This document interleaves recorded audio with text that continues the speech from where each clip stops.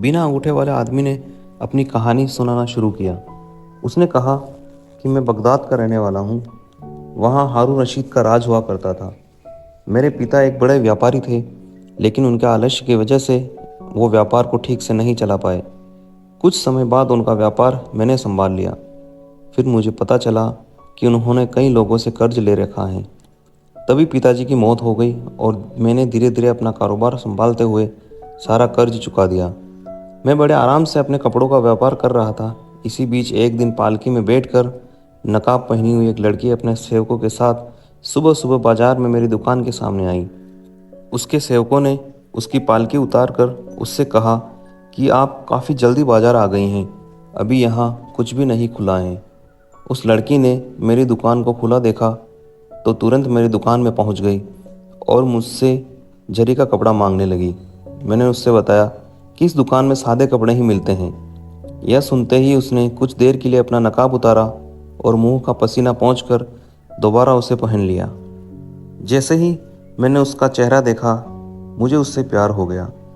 तब मैंने उस लड़की से कहा कि आप कुछ देर मेरी दुकान में रहिए, मैं बाजार खुलते ही जरी का काम करने वाले व्यापारियों के पास सबसे अच्छे कपड़े ले आऊँगा। उनसे कुछ चुनकर आप अपने साथ ले जा सकती हैं। मेरी बात सुनकर वो लड़की खुश हो गई। मैं बाजार खुलते ही सभी व्यापारियों के पास गया और कपड़ा लेकर आया। उस लड़की को कपड़े पसंद आए। मैंने उसे कपड़े की कीमत 25,000 मुद्रा बताई। वो खुशी खुशी उस पर राज़ी हो गई और कुछ देर मुझसे बात करके वापस चली गई। बातों के चक्कर में मैं उससे पैसे लेना भूल गया और मुझे उसका न नाम मालूम था और न ही उसका पता। मैं परेशान हो गया। दिन ढलते ही सभी व्यापारी अपना पैसा लेने आ गए। मैंने सभी से कह दिया कि मैं एक हफ्ते के अंदर उनके पैसे दे दूंगा। एक हफ्ता बीत गया, लेकिन वो लड़की पैसे देने नहीं आई। मैं परेशान हो गया था। तभी 8वें दिन वो लड़की आई और सारे पैसे दे गई। मैंने सबका उधार चुकता कर दिया। कुछ दिनों बाद वो दोबारा दुकान आई और मुझसे कुछ जरी के कपड़े ले गई जो मैं दूसरे व्यापारियों से लेकर आया था। इस बार फिर वो बिना पैसे दिए चली गई। मुझे लगा कि वो लौट कर आएगी, लेकिन 1 महीने तक वो नहीं आई। उधार चुकाने के लिए मैं रोज़ व्यापार से कमाए हुए थोड़े थोड़े पैसे उन कारोबारियों को देता था। करीब 2 महीने बाद वो लड़की दुकान आई और उसने सारे पैसे देते हुए मुझसे पूछा कि क्या आप शादीशुदा हैं। मैंने कहा नहीं। तभी उस लड़की के साथ आए सेवक ने मेरे कान में कहा कि यह बादशाह हारून रशीद की पत्नी की खास सहेली हैं जो तुम्हें पसंद करती हैं। अब तुम इन्हें कह दो कि तुम इनसे शादी करोगे या नहीं। मैंने उस सेवक को झट से अपने दिल के प्यार के बारे में उसे बता दिया। सेवक ने मेरी बात उस लड़की को बताई और जवाब में उस युवती ने कहा कि मैं 10 दिन बाद अपने सेवक को भेजूंगी, तुम उसके साथ आ जाना। 10 दिन बाद वो सेवक आया और मुझे नदी के पास लेकर गया। वहाँ बड़े बड़े संदूक थे। एक संदूक में उस सेवक ने मुझे लेटने को कहा। मैंने वैसा ही किया। उसके बाद वो लड़की भी वहाँ आई और एक नाव में बैठ गई। उसी नाव में सभी संदूकों को रख दिया, जिनमें एक मैं भी था। नाव कुछ ही देर में बादशाह के महल के पास पहुँच गई। सभी संदूकों को नाव से उतारा गया। उसके बाद सिपाहियों ने संदूक की जांच करने के लिए उसे अंदर से देखने के लिए कहा। मैं संदूक के अंदर बैठा बैठा डर के मारे सोच रहा था कि कहीं मुझे किसी ने देख लिया तो मौत पक्की है। लड़की ने सिपाहियों से कहा कि इसमें बादशाह की पत्नी का बेशकीमती सामान है। अगर आपने इसे खोला तो कुछ टूट सकता है, क्योंकि इसमें कांच का भी सामान है। कुछ भी इधर से उधर हुआ तो आपको बादशाह की बेगम माफ़ नहीं करेगी। ये सब सुनकर सिपाही ने संदूक आगे भिजवा दिया। तभी खलीफा खुद वहां आ गए और लड़की से कहा कि संदूक के अंदर क्या है, दिखाओ। अब बादशाह से उन संदूकों को बचाना नामुमकिन था।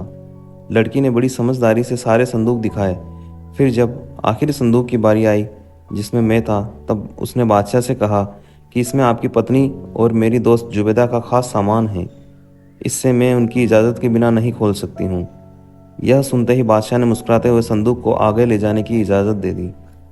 सभी संदूकों को वो लड़की अपने कमरे में लेकर आई और मुझे उस संदूक से निकालकर एक दूसरे कमरे में लेकर गई। वहाँ मुझे अच्छा खाना खिलाया और बताया गया कि वो लड़की कुछ दिनों बाद मुझसे मिलने आएगी। मुझे कमरे में छोड़कर वो लड़की जुबैदा से बात करने गई थी। उनसे मुलाकात करके वो कमरे में आई और कहा कि तुम आराम से यहाँ रहो, मैं 2 दिन बाद तुम्हें बादशाह की पत्नी से मिलाऊंगी। इतना कहकर उसने मुझे उनसे बात करने का तरीका और अन्य बातें समझा दी। मैं भी खुशी खुशी वहाँ रहते हुए बादशाह की पत्नी से मुलाकात का इंतज़ार करने लगा। 2 दिन बाद वो लड़की मुझसे बादशाह की बेगम के पास ले गई। उन्होंने मुझसे काफ़ी देर तक बात की और फिर 10 दिन बाद अपनी दोस्त से शादी करवाने का वादा किया। जुबेदा ने इसी बीच बादशाह से बात की और उन्हें भी शादी के लिए तैयार कर लिया। 10 दिन बाद धूमधाम से हम दोनों की शादी हो गई। वहाँ कई सारे पकवान बने हुए थे। सारे मेहमानों के खाना खाने के बाद मैंने और उस लड़की ने भी खाना खाया। उस दिन खाने में लहसुन की चटनी बनी हुई थी। मुझे वो बहुत पसंद आई। मैंने उसे खूब खाया। खाना खत्म करने के बाद मैंने एक उंगली से उसकी चटनी को दोबारा निकाला और खा लिया। फिर हाथ धोने की जगह पास में रखे कपड़े से उंगली पोंछ ली। कुछ ही देर बाद मैं और मेरी पत्नी कमरे में गए। सभी सेवकों ने कमरे को बहुत अच्छा सजाया था। सभी चले गए तो मैंने अपने हाथों से उस लड़की को पकड़ लिया। जैसे ही मुझसे हाथ लगाया वो बहुत ज़ोर से चिल्लाने लगी। तभी सारे सेवक आ गए और उन्होंने पूछा कि क्या हमसे कोई गलती हो गई है। उसने सेवकों को कहा कि इस आदमी को पकड़कर ज़मीन पर लेटा दो, इसे तुरंत मौत की सज़ा दे दो। मैंने डर के मारे अपनी पत्नी से पूछा, आखिर ऐसा क्या कर दिया है मैंने। तब गुस्से में उसने कहा, तुम्हारे हाथों से लहसुन की बदबू आ रही है। तुम इतने गंदे आदमी हो कि लहसुन की चटनी खाने के बाद हाथ भी नहीं धो सकते। मैं ऐसे गंदे इंसान के साथ बिल्कुल नहीं रहूँगी। तब उसने एक चाबुक से मुझे बहुत देर तक मारा।